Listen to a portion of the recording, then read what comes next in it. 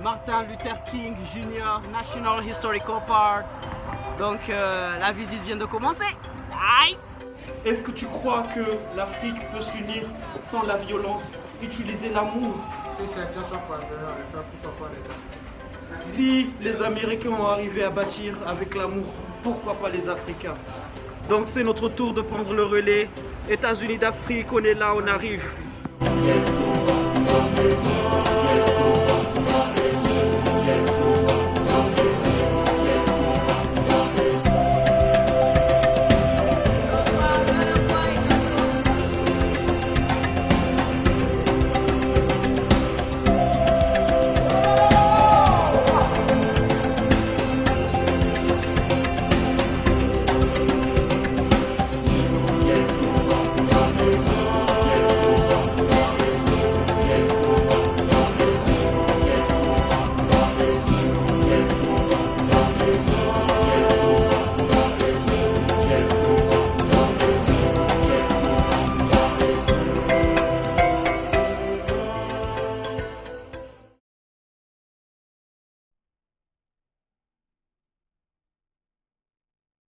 Et bien arrivé au Martin Luther King Jr. National Historical Park.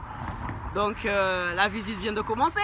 Aïe. Une fois arrivé à l'intérieur, sur les traces de Martin Luther King, et là, tous les noms des gens qui ont combattu à ses côtés pendant toutes ces années. Mahatma Gandhi, une grande statue qui a été faite en l'honneur de la personne qui combattait un combat de l'indépendance de l'Inde contre l'impérialisme britannique. Vous allez rencontrer cette statue ici à... Je vous jure les gars, il faut y être vraiment, ça veut dire beaucoup de choses. Mahatma Gandhi, ensemble avec Martin Luther King. J'ai l'émotion les gars, c'est inimaginable. Je ne croyais pas qu'un jour je vais faire cette vidéo sur la trace de Martin Luther King Jr., l'un des fervents combattants des droits civiques. Et je suis je peux pas vous expliquer ça veut dire quoi, mais ça veut dire beaucoup de choses. Donc comme je disais, c'est beaucoup d'émotions d'être dans un endroit comme ça. Quelqu'un qui s'est battu pour les... Certainement vous allez dire nègre, mais c'est au-delà des États-Unis.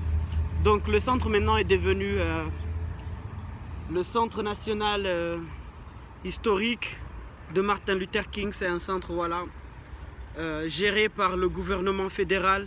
C'est même pas le gouvernement de Géorgie qui gère tout ça maintenant. C'est le gouvernement fédéral qui est l'État des États-Unis d'Amérique réellement, qui gère cet endroit-ci comme un héritage national. Je sais pas qu'est-ce qu'ils font les Comoriens pour ne pas ériger un seul monument au nom de Ali Swali Msashiwa, malgré tout ce qu'il a fait pour cette nation. C'est triste et c'est dommage. Le temps viendra. Ici c'est le church, le Baptist Church, là où il avait commencé ses prêches, avant bien sûr que sa voix s'élève à l'international. Et je vais partager avec vous l'un des murs où il y a beaucoup d'inscriptions dessus, mais justement pour comprendre un peu c'est qui Martin Luther King et sa philosophie et tout ce qu'il partageait avec le monde entier. Je vais pas essayer de traduire, mais je vais juste filmer.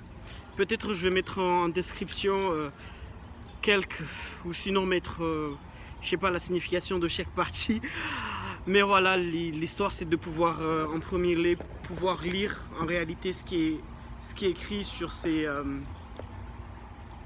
murs qui sont écrits très en grand pour pouvoir comprendre c'est quoi la philosophie de la non-violence. Vous pouvez mettre pause et lire bien sûr chaque partie.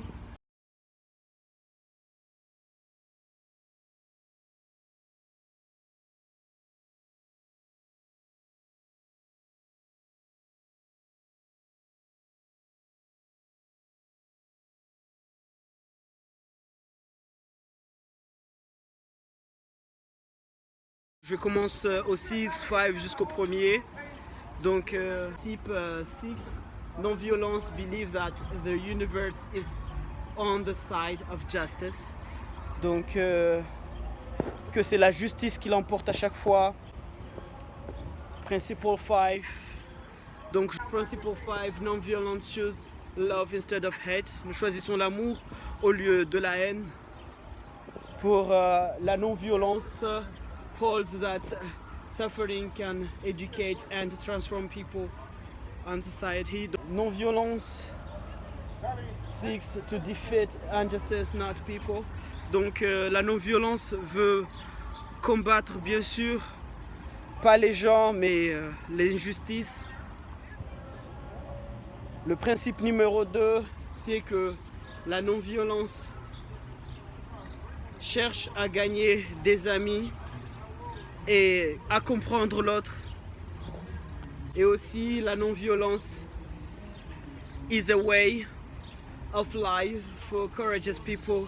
La non-violence est un moyen de vie pour les gens les plus courageux, parce qu'il faut être très courageux pour ne pas choisir les armes, mais choisir le dialogue. Donc ça, c'est les 6 fondamentales que Martin Luther King utilisait dans son combat. Ils sont écrits ici sur ce mur-là, à l'entrée, pour mieux comprendre c'est quoi la philosophie de ce grand géant Martin Luther King. Donc arrivé ici au Mausoleum, on trouve l'endroit où il était enterré, c'est sa tombe. C'est la tombe de Martin Luther King Jr. ici en Géorgie. Le rêve de Martin Luther King est un grand héritage qu'il a laissé à la communauté américaine et le monde entier. Et cette flamme continue à brûler jusqu'aujourd'hui malgré les années. Donc juste devant sa tombe, ils ont mis cette flamme-là, qui est la flamme de l'espoir qui continue à brûler encore ici à Géorgie. Ouais, c'est beaucoup d'émotions en même temps parce que voilà, on est sur les traces d'un des plus grands personnes qui ont marqué l'histoire de l'humanité et c'est l'une de ces jours où on est fier d'être noir.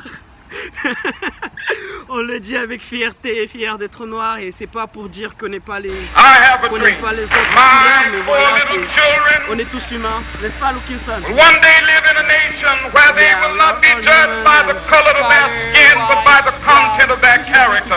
I have a dream. All gone free, we should stay free. Yeah, forever. And that now don't let anyone to. C'est trop d'émotions les gars, il faut venir réellement visiter Atlanta. Ceux qui sont aux États-Unis, qui ne sont pas encore venus à Atlanta, venez, c'est beaucoup d'émotions, c'est beaucoup d'histoire. C'est l'histoire noire, c'est l'histoire de l'humanité surtout qui s'est inscrite ici à Atlanta. Donc venez visiter et imprégnez-vous de la philosophie de la non-violence que Martin Luther King. Prendre les armes, ça ne veut pas dire que tu es fort ou c'est un combat, parce que tu peux convaincre. Une fois que les hommes sont convaincus de ta vision, là tu en moitié vaincu, tu n'as pas besoin des armes pour gagner. Yes, I have a dream. I have a dream. Donc, en fait, je fais une vidéo, je fais une photo là-bas en même temps. I have a dream.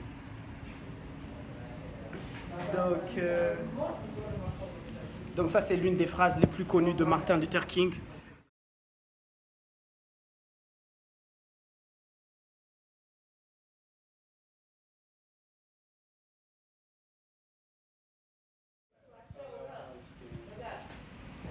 C'est ça la justice, c'est ça la justice. C'est dommage qu'aujourd'hui encore je dois dire ça, mais moi aussi j'ai un rêve qu'un jour les Comoriens vont être traités par Comoriens, pas parce qu'ils sont enjoignés ou d'un Gazidja, ou parce qu'ils sont de Mouéli, ou parce qu'ils sont nés dans la diaspora. J'espère qu'un jour tout Comorien sera traité par un Comorien comme un Comorien parce qu'il a le droit et le respect qu'il le mérite, qu'il soit d'Anjouan, de Mouéli. On doit y croire, c'est ça la philosophie de la non-violence. On n'a pas besoin de prendre les armes pour combattre la violence et la haine qui est partagée aux Comores. Les gars, c'est notre présence, c'est les Comores, c'est à nous de l'écrire maintenant. Unissons notre pays et bâtissons tous ensemble. Donc aujourd'hui, on a gardé l'héritage bien sûr de Martin Luther King. C'est pourquoi nous osons parler à haute voix, de dire nous dénonçons toutes sortes de discriminations, que ça soit insulaire dans notre pays. C'est notre changement, c'est à nous, la génération actuelle, de dire non, on n'accepte pas des discriminations, que ça soit d'origine insulaire, que ça soit d'autres origines, on n'est pas d'accord. Donc les gars, c'est à nous d'écrire l'histoire. Martin Luther King a déjà écrit son histoire. Il est mort. Ali Swali a déjà écrit son histoire. Il est mort et Tarehindo Hakim. Les jeunes qui sont encore morts, c'est à votre tour de prendre ce flambeau. Inch'Allah, tous ensemble, ceux qui sont à l'extérieur et même ceux qui sont à l'intérieur, de nous dire arrêtons la discrimination entre nous. Mwanam Safarini, Mwanam Kapitali, Mwanam Zouani, Mwalim Gazidja, Yasoma, Natusoma Mjinga, on est tous des Comoriens, bâtissons ce pays ensemble. Voilà, c'est un petit message que j'envoie solennellement à tous les frères et les confrères qui sont au pays pour vous dire c'est notre pays et on doit le faire ensemble. Et I have a dream. I have a dream. I have a dream, comme Martin Luther King l'a dit.